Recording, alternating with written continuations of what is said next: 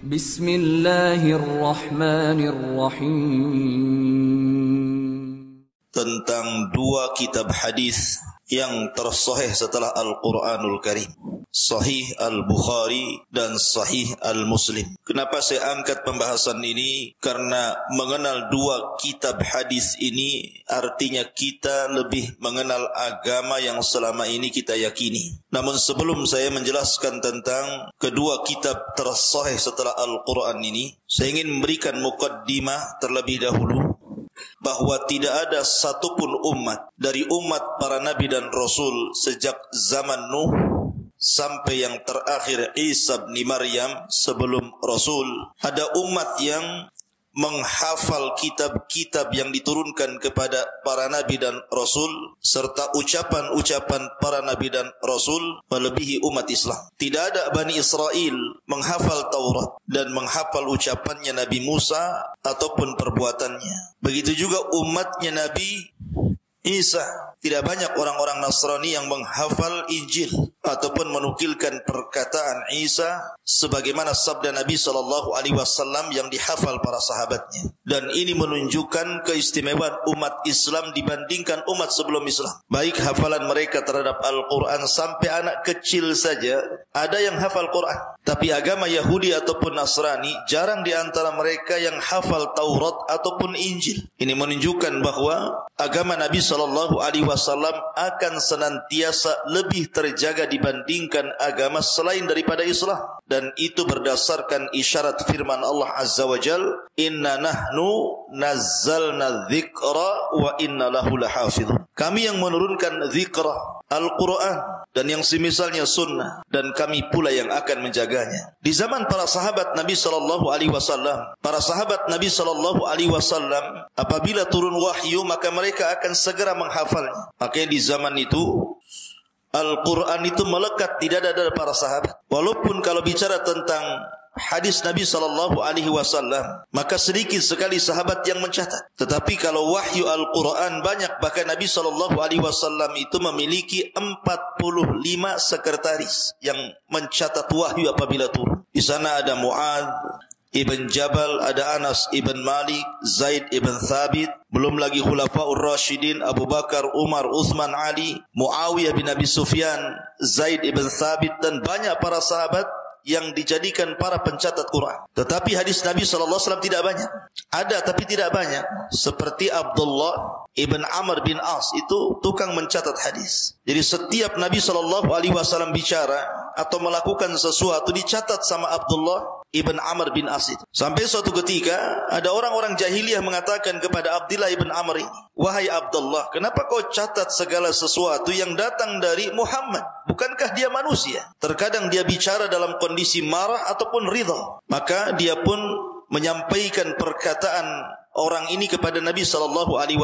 Tapi Rasul mengatakan, uktub wa ma kharajtu min lisani ilal haq. Tulis saja, karena apapun yang keluar dari lisanku adalah sebuah kebenaran. Makanya Abu Hurairah radhiyallahu anhu mengatakan, tidak ada sahabat yang banyak hafalan melebihi diriku kecuali Abdullah Ibn Amr bin As, karena dia mencatat. Jadi ada orang yang mencatat hadis, tapi tidak banyak di zaman Nabi SAW. Dan di masa Khalifah Umar bin Khattab radhiyallahu an, ketika wafatnya Rasul, kemudian Abu Bakar Siddiq, kemudian Khalifah jatuh ke tangan Umar bin Khattab. Umar itu sudah hendak membuat catatan-catatan hadis, karena dikhawatirkan kemudian hadis ini akan hilang.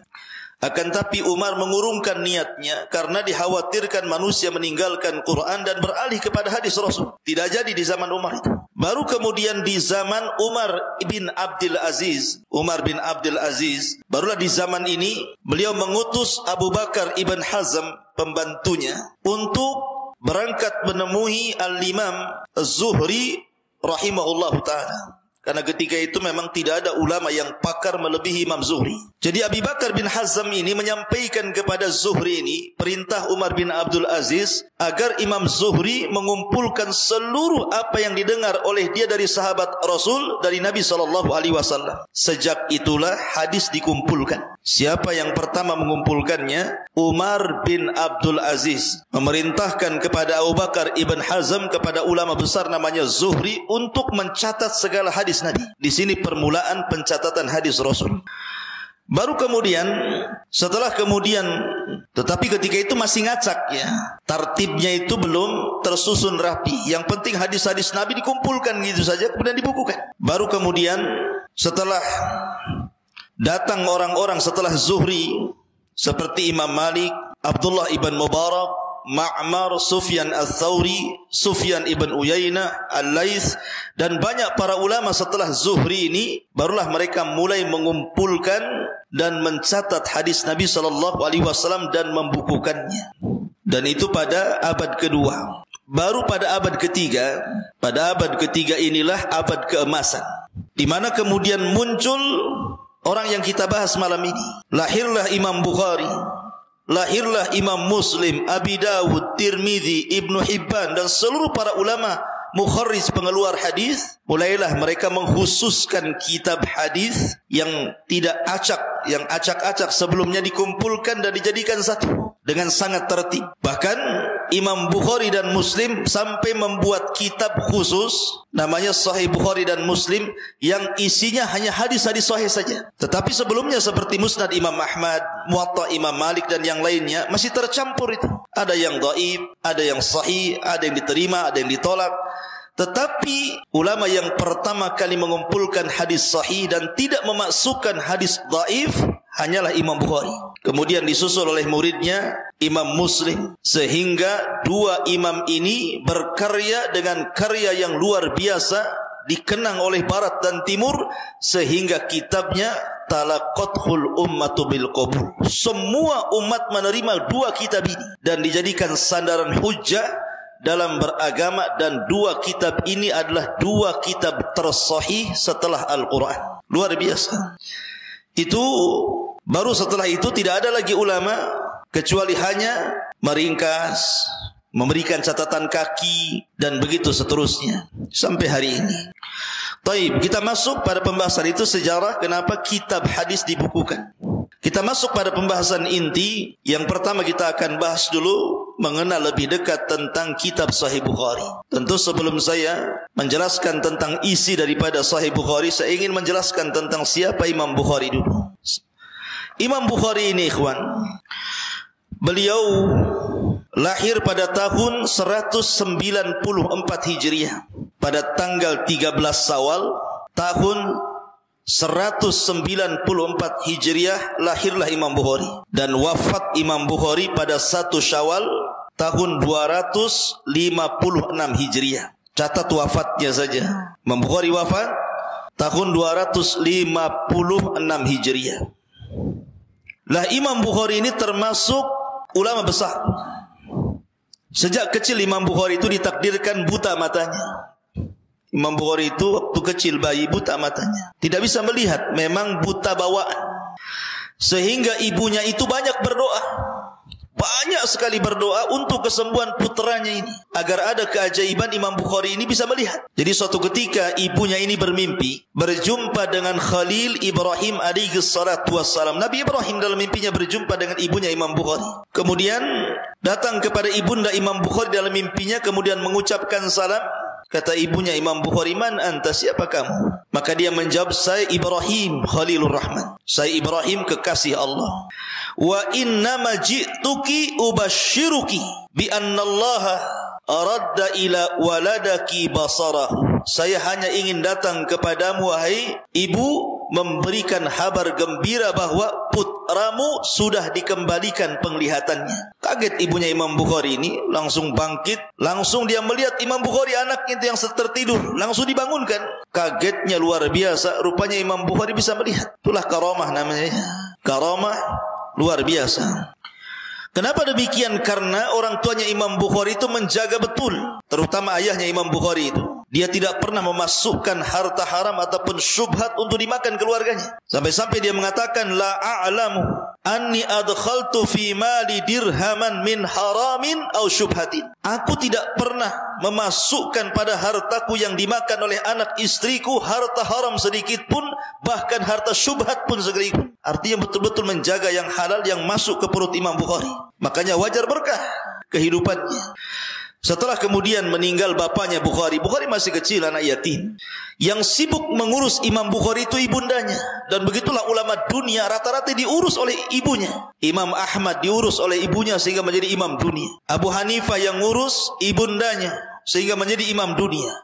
Imam Syafi'i diurus oleh ibundanya sehingga menjadi imam dunia. Imam Syu'bah. Jadi rata-rata imam dunia itu terlahir yatim. Dan ibundanya yang mengurus sehingga menjadi ulama besar. Makanya wajar kalau seorang ibu itu ummul madrasah. Dialah guru yang terbaik yang ada di rumah. Adapun Imam Bukhari itu memang sudah dicintakan ilmu sejak kecil. Jadi Imam Bukhari itu dari kecil suka ilmu, suka hadis, penghafal hadis. Lah Imam Bukhari sendiri ikhwan yang dimuliakan Allah Subhanahu wa taala, diberikan kekuatan hafalan itu luar biasa. Di zaman itu dia punya guru namanya Muhammad Yahya Az-Zuhli. Muhammad Yahya Az-Zuhli itu gurunya dan merupakan qadhi hakim di Bukhara kala itu. Terus satu gurunya Imam Bukhari itu masih kecil, masih 11 tahun ketika itu hadir di majlis gurunya. Jadi gurunya Muhammad Yahya Az-Zuhli ini membacakan sebuah hadis dengan sanadnya. Kemudian dia gurunya mengatakan dari Sufyan, dari Abi Zur'ah, Abi Zubair, dari Ibrahim An-Nakhai, kemudian menyebutkan sanadnya. Imam Bukhari bangkit dan mengatakan, akhta'ta ya Imam, kau salah. Tidak pernah Ibrahim An-Nakhai itu mendengar dari Abi Zubair. Kaget gurunya. Bagaimana kau tahu bahwa Ibrahim An-Nakhai tidak mendengar hadis daripada Abi Zubair? Kata Imam Bukhari, cek saja kitab aslinya. Maka tiba-tiba dia mengambil buku, kemudian mengecek kitab aslinya. Rupanya betul perkataan Bukhari. Yang benar bukan Abi Zubair, tapi Zubair ibn Adi. Ibrahim An-Nakhai mendengar dari Zubair bin Adi, bukan Abi Zubair. Kata gurunya ini, dia mengatakan kepada murid-muridnya yang lain, catatlah ucapan anak kecil ini. Maka dia benar. Jadi dari situ banyak para talabatul ilmi akhirnya mereka segan dengan Imam Bukhari. 11 tahun bisa menegur guru ulama dunia Muhammad Yahya Az-Zuhli ketika itu. Merupakan apa? Kecerdasan ilmu dan kekuatan hafalan. Makanya ketika Imam Bukhari besar, ketika usia 16 tahun, mulai dari rihlah itu berjalan ke negeri-negeri untuk mencari ulama. Dia berangkat ke Mesir, berangkat ke Mekah, berangkat ke Madinah, berangkat ke Irak, berangkat ke Baghdad, berangkat ke Syam, berangkat ke Kufah, ke Rai, Samarkand, Naisabur, Jazirah, dan banyak negeri-negeri dikelilingi Imam Bukhari. Padahal di zaman itu nggak ada pesawat. Di zaman itu tidak ada kereta, nggak ada bus, paling tinggi naik unta atau jalan kaki. Tapi tidak pernah lelahnya Imam Bukhari mencari ilmu. Sampai-sampai dia mengatakan, aku belajar kepada 1,080 syaikhan, 1080 lebih syekh. Itu gurunya Imam Bukhari. Jadi Imam Bukhari itu berguru kepada 1080 ulama. Luar biasa. Antum baru belajar sama Abu Humairah saja, sama Ustaz Soleh. Berapa orang lah di sini gurunya? 10 atau 20 guru saja. Ini belajar ke 1080 syekh. Dan semuanya kibar ulama. Semua ulama-ulama besar. Bukan ulama kaleng-kaleng, ya. Ulama besar. Itulah Imam Bukhari rahimahullahu ta'ala. Dan Imam Bukhari ini dikenal ibadahnya. Dikenal ibadahnya, qiyamul lailnya luar biasa. Apabila datang bulan Ramadan, maka dalam satu hari dia mengkhatamkan 2 kali. Pagi hari dia baca Quran dari Al-Baqarah sampai An-Nas. Selesai. Nanti di malam hari dia khatamkan lagi Al-Quran. Berarti selama Ramadan kalau setiap hari mengkhatamkan 2 kali, berarti kalau 30 hari berarti 60 kali dia khatamkan Quran. Kuatnya beliau dalam beribadah. Ma'asyiral muslimin yang dimuliakan Allah Azza wa Jalla. Adapun di antara waraknya Imam Bukhari, Imam Bukhari itu ikhwan, dia kalau mencantumkan hadis dalam sahihnya, dia langsung bukan dicatat di buku begitu. Tetapi dia sebelum mencantumkan satu hadis dalam kitab Sahih Bukhari itu, dia mandi dulu. Setelah mandi, dia solat 2 rakaat. Setelah itu kemudian dia tafakur dengan Allah. kemudian dia berpikir, layak nggak hadis ini saya masukkan di kitab saya ini? Bayangkan, Imam Bukhari itu ikhwan, dicatat oleh para ulama, kitab sahihnya itu, dan ini menurut pendapat yang paling kuat saja Imam Ibnu Hajar, karena Imam Ibnu Hajar itu yang paling baik ketika mensyarah kitab Sahih Bukhari. Dan itu diakui para ulama. Dia mengatakan bahwa jumlah hadis yang sahih yang terdapat dalam Sahih Bukhari itu jumlahnya 2.602 hadis. Catat itu. Hadis yang dicantumkan Imam Bukhari dalam kitab sahihnya berapa? 2.602 hadis. Itu dicantumkan. Bayangkan, kalau setiap satu hadis ketika hendak diletakkan Imam Bukhari dicatat dalam bukunya, dia mandi, kemudian sholat 2 rakaat, kemudian berfikir kepada Allah, baru dicatat. Berarti 2.602 kali mandi dan 2.602 kali sholat. Karena setiap satu hadis mandi, sholat, baru dicatat satu hadis dia. Istikharah kepada Allah Azza wa Jalla. Antum ini jarang mandi. Jangan letakkan hadis pula, mandi pun tidak. Ya. Nggak ada air Ustaz. Mana ada air banyak. Ya. Ma'asyiral muslimin yang dimuliakan Allah Azza wa Jalla. Lihat tawadhunya Imam Bukhari itu. Meletakkan satu hadis saja, mandi dulu, sholat dulu, istikharah, baru diletakkan. Ini hadis yang tercantum dalam Sahih Bukhari 2.602. Tetapi yang terulang-ulang, kan kitab Sahih Bukhari kan tebal tuh, hadisnya ada yang diulang-ulang oleh Imam Bukhari dengan sanad yang lain, atau karena sebuah bab, itu hadis yang diulang-ulang dalam kitab Sahih Bukhari itu ada yang mengatakan jumlahnya 7.397. 7.397 hadis yang diulang-ulang. Ada yang mengatakan 7.275 hadis. Jadi hadis yang diulang-ulang dalam Sahih Bukhari itu ada yang mengatakan 7.397, ada yang mengatakan 7.275 hadis. Tapi yang tidak ada pengulangan, maksudnya yang dicatat Imam Bukhari dalam Sahih Bukhari itu, ada yang mengatakan 4.000, tetapi menurut pendapat Ibnu Hajar 2.602 hadis. Itu Sahih Bukharinya saja itu. Dan setiap memasukkan satu hadis, dia mandi, dia solat, dia catat. Luar biasa. Ma'asyiral muslimin yang dimuliakan Allah Azza wa Jalla. Imam Bukhari ini memiliki guru-guru yang luar biasa. Di antara guru-gurunya yang sangat kondang adalah Imam Ahmad bin Hanbal, pencetus mazhab Hambali. Kemudian Ishaq ibn Rahawih, seorang madhab Syafi'i. Kemudian Yahya bin Ma'in. Kemudian Fadl ibn Dakin. Dan banyak lagi guru-guru Imam Bukhari. Kalau murid-muridnya jangan tanya. Imam Muslim muridnya. Imam At-Tirmidzi muridnya. Imam Abi Hatim muridnya. Ar-Razi. Abu Zur'ah Ar-Razi. Abu Bakar ibn Asim. Ibrahim ibn Ishaq. Itu ulama-ulama hadis tuh. Nanti kalau antum belajar mustalah hadis, kenal ulama-ulama ini. Itu ulama-ulama besar, pencatat hadis semuanya itu. Kalau muridnya saja sekelas Imam Muslim, Tirmidzi, Abi Dawud gitu ya, dan yang lainnya, berarti Imam Bukhari ini memang luar biasa. Jabalul Hifdi namanya, gunung hafalan tuh Imam Bukhari itu. Ma'asyiral muslimin, para santri, ikhwan dan akhwat yang dimuliakan Allah Azza wa Jalla. Lah Imam Bukhari juga dijelaskan, kalau dia memberikan kajian seperti saya seperti ini, yang datang itu bukan 100, 200, 1000, 2000. Tidak. Sekali kajian itu asyratu alaf. 10.000 orang yang hadir di majelis dia. Itu kajian rutin itu. Kalau mungkin di pesantren banyak lah yang hadir karena banyak santri. Kalau saya ngisi kajian di masjid-masjid ya kadang 10 orang. Itu pun yang ngantuk separuh gitu. Kadang ya agak banyak lah kalau ke Jabal Arafah, di Al-Khair, di Muhajirin lumayan gitu. Tapi ini yang hadir 10.000 orang setiap kajian coba. Dan dari mana-mana negara datang. Dari mana-mana negara datang hanya untuk hadir di majelis Imam Bukhari, mencatat hadisnya. Ma'asyiral muslimin yang dimuliakan Allah Azza wa Jalla. Adapun sebab kematiannya, Imam Bukhari ini kan bermasalah dengan gurunya. Namanya Yahya Az-Zuhli tadi yang disebutkan. Bermasalah tentang masalah lafaz Al-Quran. Imam Bukhari menganggap lafaz Quran itu makhluk. Sementara Yahya Az-Zuhli mengatakan lafaz Quran itu kalamullah. Padahal Imam Bukhari itu memerinci dengan mengatakan as-sautu sautul qari wal kalamu kalamul bari. Adapun suara yang keluar ketika membaca Quran itu suara makhluk, suara kita. Adapun kalam yang keluar itulah kalamullah Al-Quran. Tapi Imam Bukhari diserang akhirnya. Banyak murid-muridnya yang kemudian menjauh dari Imam Bukhari karena ditahdir oleh gurunya. Kemudian dia diusir dari negaranya. Bayangkan diusir dari negaranya Imam Bukhari itu. Ujian Imam Bukhari itu. Akhirnya dia keluar dari Bukhara, kemudian berjalan ke Samarkand sambil mengarang satu kitab bantahan gurunya, Khalqu Af'alil Ibad. Dari situlah Imam Bukhari banyak pikiran, sakit hati juga, ya manusiawi gitu ya. Akhirnya kemudian sakit dan dia mengatakan, Allahumma innahu dhaqat lid dunya Allahumma faqbidni ilaik. Ya Allah, dunia ini terasa sempit bagiku. Ya Allah, kalau Engkau berkehendak cabutlah nyawaku. Maka Imam Bukhari pun kemudian meninggal di akhir malam.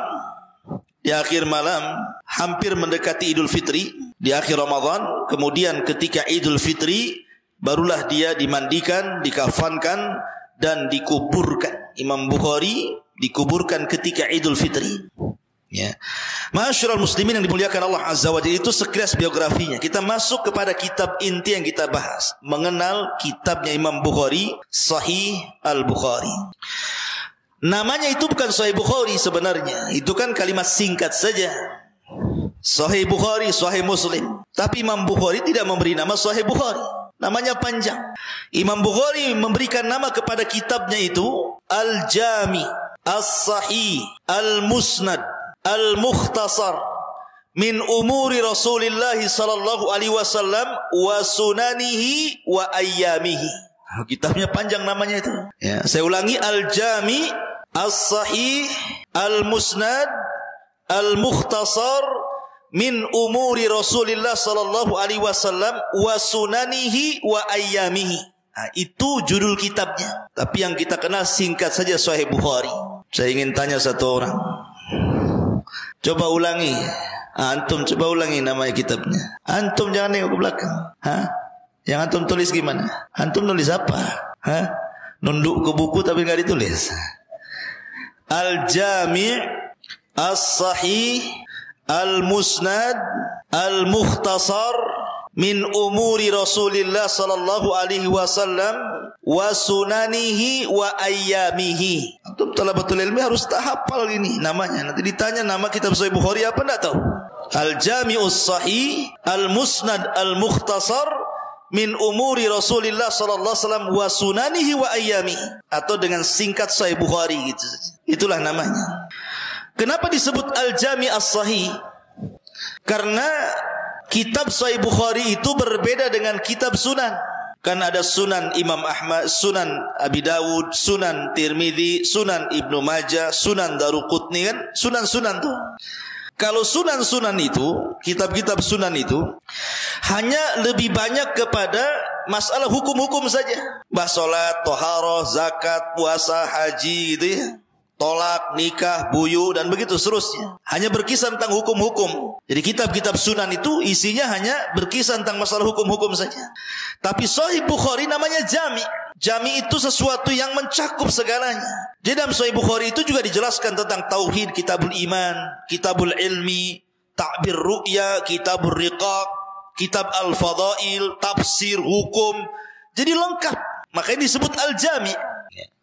Adapun disebut sahih karena Imam Bukhari tidak pernah memasukkan dalam kitabnya kecuali yang sahih-sahih saja. Jadi Imam Bukhari tidak pernah memasukkan dalam kitabnya kecuali hadis-hadis sahih saja. Ma'asyiral muslimin yang dimuliakan Allah Azza wa Jalla. Taib, pertanyaannya, kenapa Imam Bukhari sampai mengumpulkan kitab Sahih Bukhari sehingga kitabnya menjadi kitab kondang di kalangan ahli sunnah wal jamaah?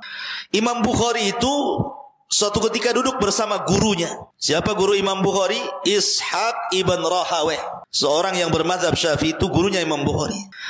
Lah Ishaq ibn Rahaweh pun punya karya sebenarnya. Tapi Ishaq ibn Rahaweh ini melihat kecerdasan muridnya Imam Bukhari ini, dia mengatakan kepada Imam Bukhari, "Lau jama'tum kitaban mukhtasaran li sahihi sunnatin Nabi sallallahu alaihi wasallam." Wahai Bukhari, seandainya engkau mau mengumpulkan satu buku yang isinya hanya hadis-hadis yang sahih secara ringkas, tentu ini lebih baik. Ketika ucapan Ishaq ibn Rahaweh inilah akhirnya menghujam dalam hati Imam Bukhari. Terpikir terus kata-kata Ishaq ibn Rahaweh ini. Seandainya engkau kumpulkan satu kitab yang isinya kumpulan-kumpulan hadis Rasul yang sahih secara ringkas saja, wahai Bukhari, lakukan. Jadi kepikiran terus ucapan Ishaq ibn Rahaweh, sampai akhirnya Allah buka hatinya dan dia pun mulai menulis kitab Sahih Bukhari selama 16 tahun. Bukan setahun, 2 tahun, 16 tahun ia mengarang kitab Sahih Bukhari itu. Ada juga yang mengatakan, dan itu Imam Bukhari sendiri yang mengatakan, bahwa sebab dia mengarang kitab itu karena beliau mimpi. Beliau mimpinya mengatakan demikian, kata Imam Bukhari. Ra'aitun Nabiyya sallallahu alaihi wasallam ka'anni waqifun baina yadayhi wa biyadi mirwahatun adubbu anhu. Kata Imam Bukhari, suatu ketika aku bermimpi. Dalam mimpiku aku berhadap-hadapan dengan Rasul, dan ketika itu aku membawa kipas, mengkipas-kipas seperti ini, melindungi Nabi sallallahu alaihi wasallam, melihara Nabi sallallahu alaihi wasallam. Maka dia pun terbangun, kemudian dia bertanya kepada pakar ahli mimpi, orang yang suka mentakbirkan mimpi, mentakwilkan mimpi. Dia datang, ini saya mimpi seperti ini, apa ya takwilnya, apa maksudnya ya? Maka ahli-ahli mimpi itu akhirnya mengatakan kepada Imam Bukhari, innaka tadubbu anhul kadhib fahuwa alladhi hamalani ala ikhrajis sahih. Bahwa engkau wahai Bukhari, engkau akan membela Rasul dari para pendusta. Sebab itulah, kata Imam Bukhari, yang menjadikan aku mengeluarkan hadis-hadis Nabi sallallahu alaihi wasallam. Dari inilah sebabnya Imam Bukhari mengarang kitab Sahih Bukhari. Ada yang mengatakan karena nasihat gurunya Ishaq ibn Rahawai, ada yang mengatakan karena mimpinya beliau. Maka dengan mimpi itu dia mentakwilkan kepada pakarnya. Kemudian dari sebab itulah dia mengarang kitab Sahih Bukhari. Ma'asyiral muslimin yang dimuliakan Allah Azza wa Jalla. Lah Sahih Bukhari ini, atau tadi disebut Al-Jami' As-Sahih Al-Musnad Al-Mukhtasar min umuri Rasulillah SAW wa sunanihi wa ayyamihi, ini karya beliau. Ini Imam Bukhari luar biasa, ikhwan. Jadi beliau ketika mengarang kitab ini betul-betul dia menseriusi, enggak asal-asalan. Imam Bukhari ini sebenarnya beliau hafal kitab itu, hafal hadis-hadis yang sahih itu banyak. Bukan 2602 hadis yang tercantum dalam Sahih Bukhari-nya saja, tidak. Bahkan dia pernah mengatakan bahwa saya menghafal hadis yang sahih, saya menghafal hadis yang sahih itu lebih daripada 100.000 hadis. Bayangkan, hafal hadis mi'atu alfi hadis. Itu yang ada di kepala Imam Bukhari itu. Hafidtu min hadithi Rasulullah sallallahu alaihi wasallam mi'ata alfi hadisan. Bayangkan, aku hafal dari hadis Nabi itu sampai 100.000. Bukan 100 hadis, antum arba'in saja balik loh. Nggak hafal-hafal gini ya. Ini 100.000 hadis dia hafal. Di kepalanya, bukan di luar kepala. Kayak antum di luar kepala hadisnya. Ini dalam kepala.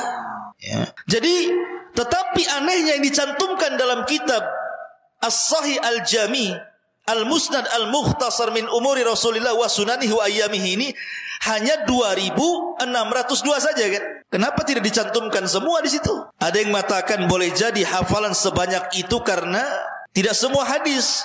Boleh jadi mungkin perkataan para sahabat Rasul, Abu Bakar berkata, Umar, Utsman, Ali, atau mungkin perkataan tabi'in. Kalau perkataan sahabat disebut mauquf, kalau perkataan tabi'in disebut maqtu gitu ya. Atau mungkin hadis itu banyak jalurnya, sehingga Imam Bukhari menghafal bersama jalur-jalurnya sehingga sampai 100.000 hadis beliau hafal. Walaupun yang dicantumkan hanya 2.602 hadis dalam sahihnya. Dan yang terulang-ulang yang sekitar 7.000 lebih tadi. 7.375 hadis yang terulang-ulang gitu. Tetapi ini menunjukkan bahwa cerdasnya hafalan Imam Bukhari. Dan dialah pertama yang mengarang kitab sahih, maksudnya kumpulan hadis sahih, yang sebelumnya belum pernah ada ulama yang mengumpulkan hadis yang khusus yang sahih saja dalam satu buku. Berarti dia mencetak sejarah. Karena dia awal yang mencetak kitab yang mengumpulkan hadis-hadis sahih saja. Ma'asyiral muslimin yang dimuliakan Allah Azza wa Jalla. Lah, di antara pujian para ulama atau perhatian para ulama kepada kitab Sahih Bukhari luar biasa. Karena kalau kita melihat tidak ada satupun kitab yang disyarah seperti sarahnya dalam kitab Sahih Bukhari ini. Kan kitab itu banyak dikarya para ulama, tetapi tidak ada satupun kitab yang disyarah oleh para ulama sebanyak sarah Sahih Bukhari. Banyak sekali. Sampai-sampai para ulama mengatakan ratusan para ulama mensyarah kitab Sahih Bukhari itu. Walaupun demikian yang paling masyhur dari sarah Bukhari apa? Fathul Bari namanya. Lah Fathul Bari ini sebenarnya yang pertama mengarang siapa? Ibnu Rajab Al-Hambali. Itu yang mengarang pertama kali kitab Fathul Bari itu Imam Ibnu Rajab Al-Hambali. Tapi sayang keburu meninggal. Dan syarahnya baru sampai kepada Kitabul Janaiz saja. Kitab masalah jenazah saja. Kemudian diteruskan oleh muridnya namanya Abdurrahim Al-Iraqi. Atau dikenal dengan Imam Iraqi. Kemudian muridnya mengarang kitab namanya Fathul Bari juga. Syarah Sahih Bukhari. Tetapi Imam Iraqi pun keburu meninggal dan syarah Sahih Bukhari yang dikarya beliau tidak tahu ada di mana. Hilang. Tidak sempat dicetak. Kemudian datang muridnya Imam Iraqi namanya Ibnu Hajar Al-Asqalani. Lah Imam Ibnu Hajar Al-Asqalani akhirnya mengarang kitab juga namanya Fathul Bari. Dan Allah karuniakan kepada beliau usia yang panjang sehingga bisa merampungkan syarah Sahih Bukhari, Fathul Bari. Dan Imam Syaukani mengatakan ketika memuji kitabnya Imam Ibnu Hajar Fathul Bari, la hijrata ba'dal fathi, katanya. Tidak ada hijrah lagi setelah Fathul Bari. Artinya tidak perlu melihat kitab lain ketika mensyarah Sahih Bukhari. Jadi Fathul Bari itu ada 3 marhalah. Pertama dikarang oleh Ibnu Rajab Al-Hambali sampai Kitabul Janaiz. Setelah itu meninggal, diteruskan muridnya oleh Abdurrahim Al-Iraqi. Tapi kitabnya enggak ada. Kemudian dilanjutkan oleh muridnya lagi Ibnu Hajar. Sama juga kitabnya namanya Fathul Bari. Dan diselesaikan dari awal sampai akhir. Dan itu kitab terbaik dalam syarah Sahih Bukhari. Sampai para ulama mengatakan la hijrata ba'dal fathi. Tidak ada hijrah lagi setelah Fathu. Bukan Fathu Mekah maksudnya, Fathul Bari. Ya. Lihat bagaimana para ulama memberikan perhatian kepada Sahih Bukhari ini. Luar biasa. Ya kalau karya-karya yang lain sih banyak. Saya akan sebutkan seperti A'lamus Sunan yang dikarang oleh Abu Sulaiman Al-Khattabi. Meninggal 388 Hijriah. Itu juga syarah Sahih Bukhari. Kemudian syarah Sahih Bukhari yang dikarang Ibnul Battal Al-Qurtubi Al-Maliki yang meninggal pada tahun 449 Hijriah. Kemudian ada syarah Muskilatul Bukhari dikarang oleh Muhammad Ibn Said Ibn Yahya yang meninggal pada tahun 637. Di sana ada syarah Bukhari yang dikarang oleh Yahya Ibn Syaraf An-Nawawi yang meninggal pada tahun 676 Hijriah. Di sana ada Al-Badrul Munir As-Sari fi Karami ala Sahihil Bukhari yang dikarang oleh Abdul Karim Ibn Abdin Nur yang meninggal pada tahun 735 Hijriah.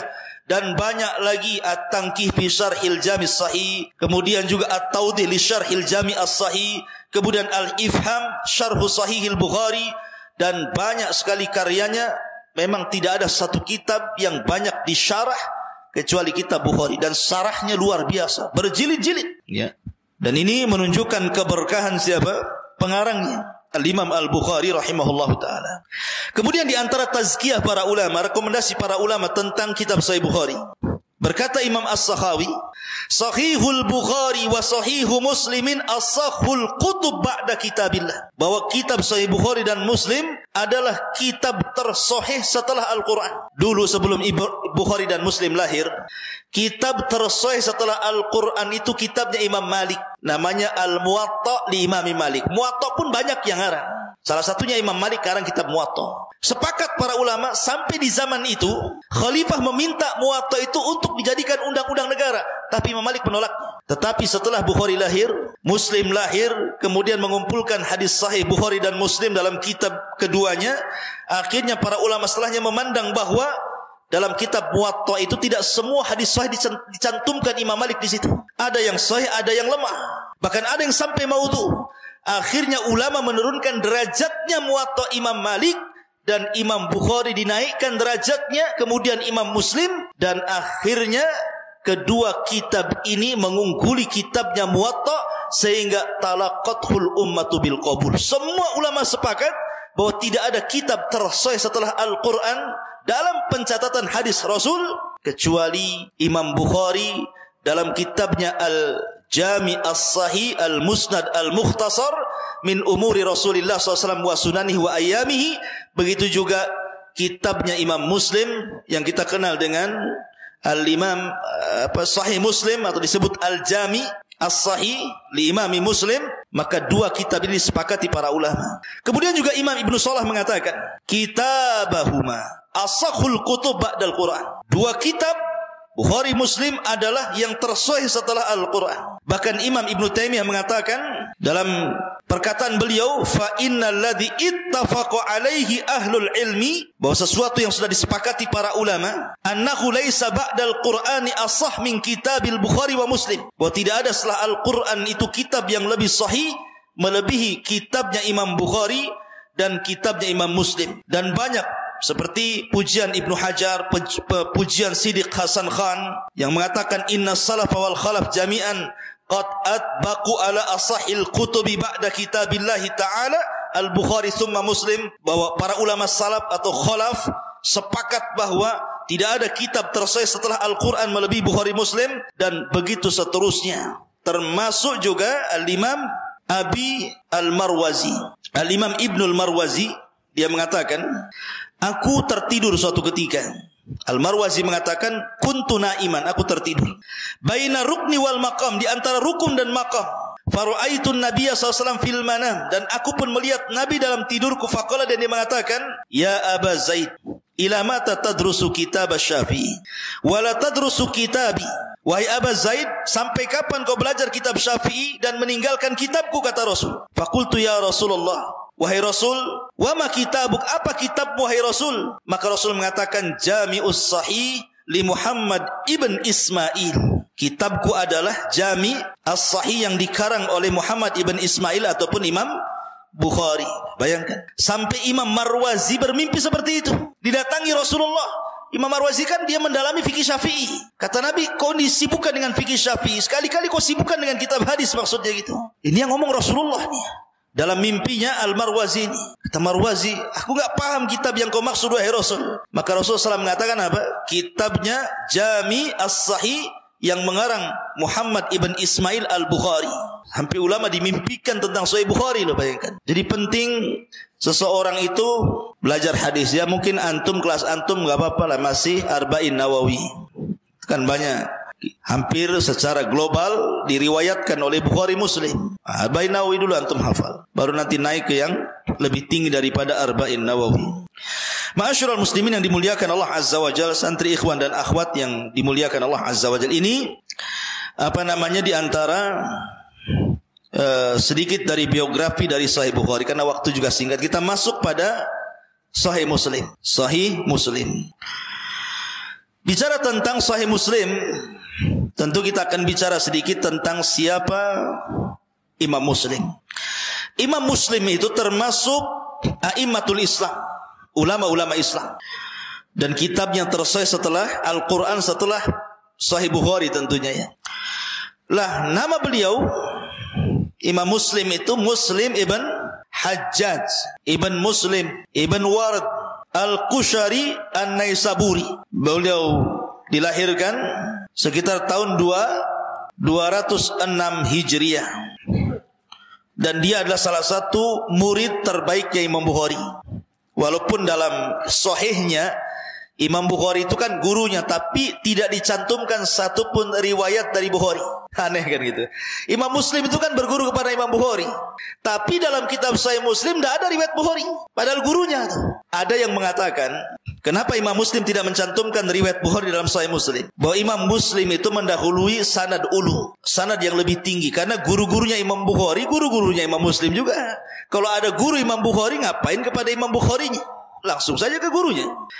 Ada yang mengatakan karena ketika itu terjadi fitnah. Jadi ketika Imam Bukhari difitnah oleh Muhammad Yahya Az-Zuhli, sementara Imam Muslim juga salah satu muridnya Muhammad Yahya Az-Zuhli, ketika itu yang banyak membela Imam Bukhari adalah Imam Muslim. Sampai ketika dia mendengar bahwa Imam Zuhli mencela Imam Bukhari, mentahdir Imam Bukhari, dia pulang, dia ambil catatan hadisnya Muhammad Yahya Az-Zuhli, dia lempar, ambil kembali.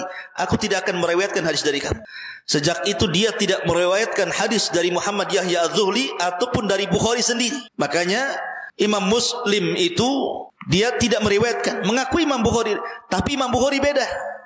Imam Bukhari itu diberikan kelembutan, walaupun dia difitnah oleh gurunya Yahya Az-Zuhli, tetap saja dalam sahihnya dicantumkan pula Yahya Az-Zuhli riwayatnya, tapi dengan nama samarkan, disamarkan namanya, menunjukkan bahwa Imam Bukhari tidak melihat orangnya, tapi melihat hadis itu sahih dari Nabi SAW.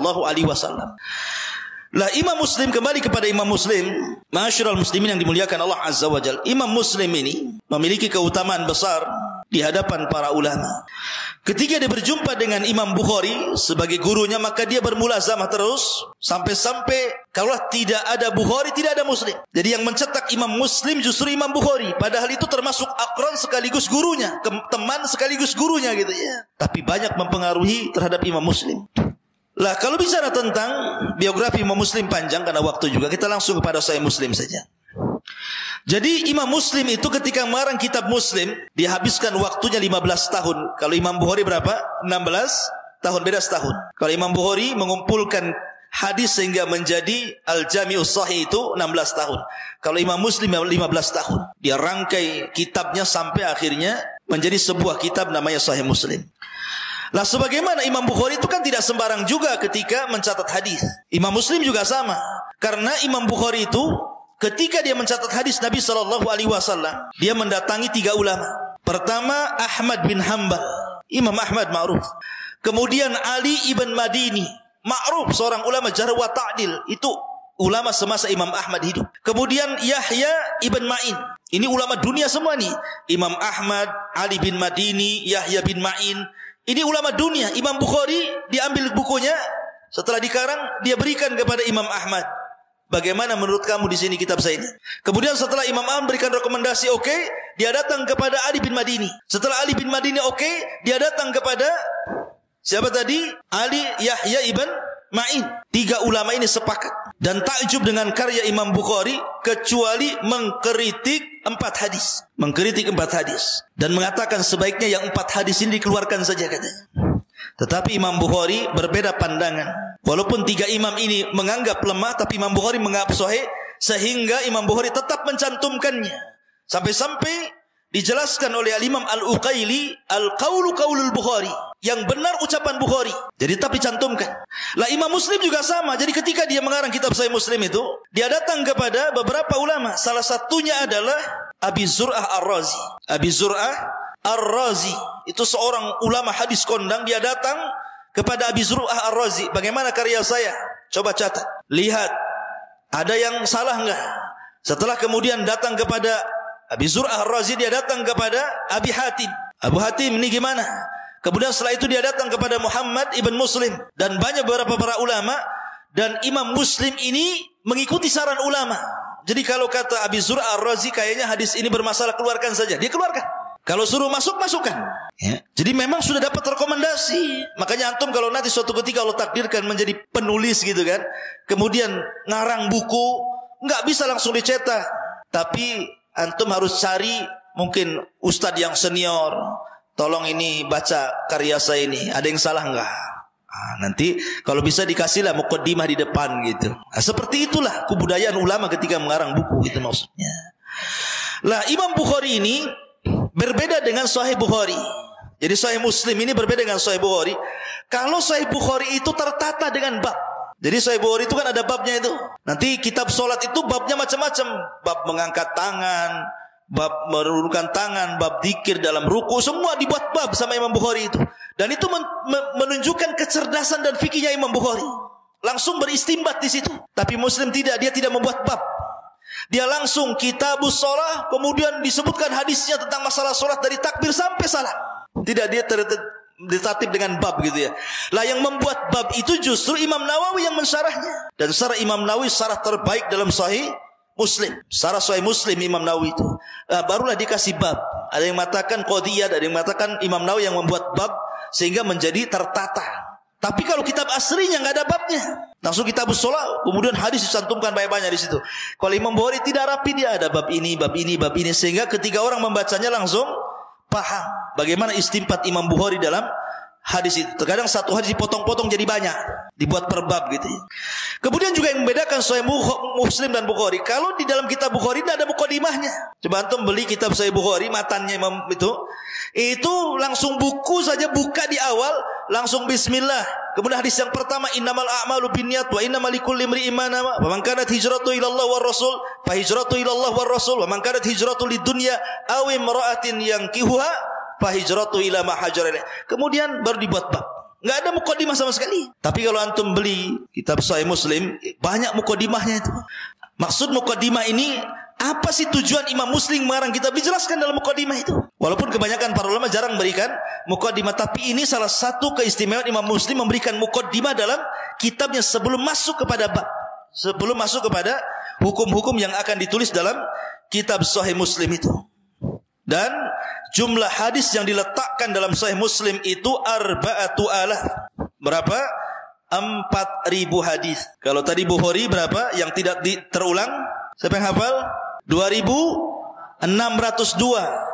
Yang terulang-ulang 7.375 hadis. Ada yang mengatakan? Ahsan. Ya. Jadi kalau Imam Muslim yang dicantumkan dalam sahihnya hanya 4.000 hadis. Ada yang mengatakan 3.300 hadis. Ada yang mengatakan 3.300 hadis. Ada yang mengatakan 4.000 hadis. Tapi kalau yang terulang-ulang banyak. Berapa? Isnai asyara alfan. 12.000 hadis yang terulang-ulang. Tetapi yang tidak terulang-ulang 4.000. Ada yang mengatakan 3.030 hadis. Itulah kitab Sahih Muslim. Lah di antara ikhwatu fillah muliakan Allah Azza wa Jalla, Imam Muslim ini punya gaya dalam mencatat hadis. Dalam mengarang kitab itu Imam Muslim punya gaya, punya metode gitu kan. Jadi Imam Muslim ini membagi orang-orang yang diambil riwayat itu kepada 3 kelompok. Kelompok yang pertama yang disebut dengan martabatul ula. Memang ini martabat tertinggi. Seperti Sufyan Ats-Tsauri, Sufyan ibn Uyainah, Imam A'mash, Ibrahim An-Nakhai, Ibnu Mubarak, Muhammad Al-Mahdi. Itu rutbatul ula namanya, kelompok yang paling tinggi. Ini kalau ada hadis datang dari orang-orang ini, maka Imam Muslim sudah tidak komentar, langsung ambil, dicantumkan dalam sahihnya. Ini kelompok yang pertama nih, yang Imam Muslim tidak pernah komentar. Kalau datang hadis dari 2 Sufyan, Sufyan Ats-Tsauri dan Sufyan ibn Uyainah, kalau datang dari hadis dari A'mash, Ibrahim An-Nakhai, Ibnu Mubarak, Muhammad Al-Mahdi dan ulama sezaman mereka, Imam Muslim tidak tanya-tanya.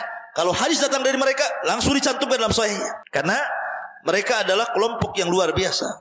Kemudian kelompok yang kedua, Imam Muslim itu mengambil hadis dari orang-orang yang secara agama itu bagus, disaksikan syahidalahu ahlul khair wad din. Jadi ulama menyaksikan dia memang orang baik, ahli agama, ahli ibadah. Tetapi dalam hafalan hadis bermasalah. Dibicarakan para ulama.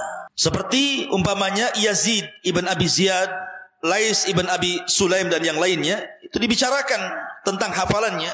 Tetapi ketakwaannya luar biasa. Lah Imam Muslim tetap mengambil.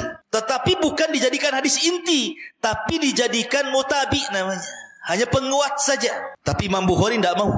Imam Bukhari kalau sudah dibicarakan hafalannya, anti meletakkan hadisnya di sahihnya. Nggak mau Imam Bukhari. Itulah kelebihannya Imam Bukhari di sini. Syaratnya juga beda. Kalau Imam Muslim itu syaratnya harus sezaman dan memungkinkan ketemu walaupun tidak ketemu. Tapi Imam Bukhari tidak bisa. Bukan sezaman saja, harus ketemu. Baru dicantumkan riwayatnya.